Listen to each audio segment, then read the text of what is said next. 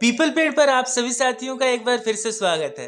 दोस्तों, आज हम एक बार फिर से रामायण से जुड़ी एक ऐसी कथा आपको सुनाने जा रहे हैं जिसका रामायण में कहीं जिक्र नहीं है, और जिक्र हो भी कहां से। यह घटना है रामायण काल से पहले की, यानी माता सीता के जन्म से पहले की। तो फिर विलंब किस बात की, चलिए शुरू करते हैं कहानियों का यह सिलसिला। लेकिन उससे पहले अगर आपने अब तक इस चैनल को सब्सक्राइब नहीं किया तो यह काम तुरंत कर लें, ताकि भगवान राम की कृपा आप पर यूं ही बरसती रहे। रामायण की कथा असुरों के राजा रावण के विनाश के इर्द गिर्द ही घूमती है। हम सभी जानते हैं कि देवी सीता ही रावण के मृत्यु का कारण बनी थी। लेकिन क्या आप यह जानते हैं कि यह सब पहले से ही सुनिश्चित था? जी हाँ, रावण का अंत श्री राम के हाथों होना पहले से ही तय था। हालांकि इसकी वजह देवी सीता बनी, जो देवी वेदवती का पुनर्जन्म है, यानी कि सीता माता पिछले जन्म में वेदवती थी। कथा के अनुसार एक बार वेदवती नामक एक युवती वन में अपने ध्यान में लीन थी। वेदवती ब्रह्म ऋषि कुशध्वज की पुत्री थी। कुशध्वज को बृहस्पति का पुत्र कहा जाता है। कहते हैं अपने जन्म के कुछ समय बाद ही वेदवती को वेदों का ज्ञान हो गया था, इसलिए इनका नाम रखा गया वेदवती। वेदवती एक बहुत ही सुंदर कन्या थी, जो भगवान विष्णु की बहुत ही बड़ी भक्त थी। जैसे जैसे वह बड़ी हुई, उसकी भक्ति के साथ भगवान के लिए उसका प्रेम भी बढ़ता गया। वेदवती भगवान विष्णु से विवाह करना चाहती थी, इसीलिए उन्हें प्रसन्न करने के लिए उसने कठोर तपस्या करने का निर्णय लिया।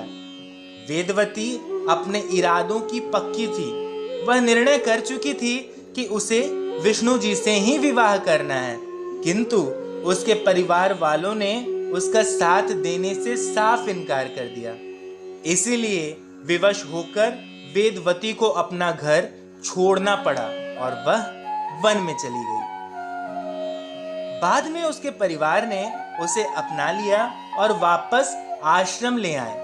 लेकिन यह सब कुछ इतना आसान कहाँ था? आखिर वेदवती इतनी आसानी से भगवान विष्णु को कैसे प्राप्त कर सकती थी? एक दिन की बात है, जब वेदवती अपने ध्यान में लीन थी, तब एक असुर उसके पास आया और उसने विवाह करने के लिए कहा। जब वेदवती ने उसका प्रस्ताव ठुकरा दिया, तब उस राक्षस ने उसके माता पिता का वध कर दिया, जिसके बाद वेदवती आश्रम में अकेली पड़ गई। हालांकि वेदवती ने अपनी उपासना नहीं छोड़ी। वेदवती की उपासना से भगवान विष्णु एक दिन अत्यंत प्रसन्न हुए और उसके सामने प्रकट हुए। भगवान ने उससे इतनी कठोर तपस्या का कारण पूछा। तब वेदवती ने उन्हें बताया कि वह उन्हें पति के रूप में प्राप्त करना चाहती है। हालांकि विष्णु जी ने उसे बताया कि इस जन्म में यह मुमकिन नहीं है, लेकिन आपकी इच्छा है तो अगले जन्म में यह जरूर पूरी होगी और आप हमारी अर्धांगिनी बनेंगी। समय बीतता चला गया।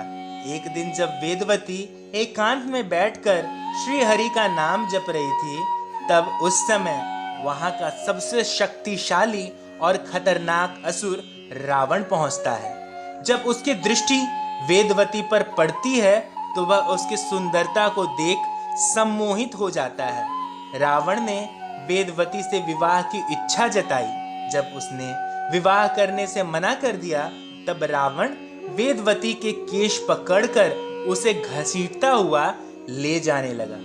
इस बात से क्रोधित होकर वेदवती ने अपने केश काट दिए। साथ ही उसके पवित्रता को भंग करने की कोशिश करने पर उसने रावण को श्राप दिया कि एक दिन वह उसके मृत्यु का कारण बनेगी। बाद में स्वयं को रावण से बचाने के लिए वेदवती ने अपनी आहुति अग्नि में कूद कर दे दी। चूंकि वेदवती का श्राप खाली नहीं जा सकता था, इसलिए उसने अपना अगला जन्म मिथिला नरेश राजा जनक की पुत्री देवी सीता के रूप में लिया। जैसा कि विष्णु जी ने वेदवती को वचन दिया था कि अगले जन्म में वे उसके पति बनेंगे। इसीलिए देवी सीता का विवाह विष्णु जी के 7वें अवतार श्री राम के रूप में हुआ।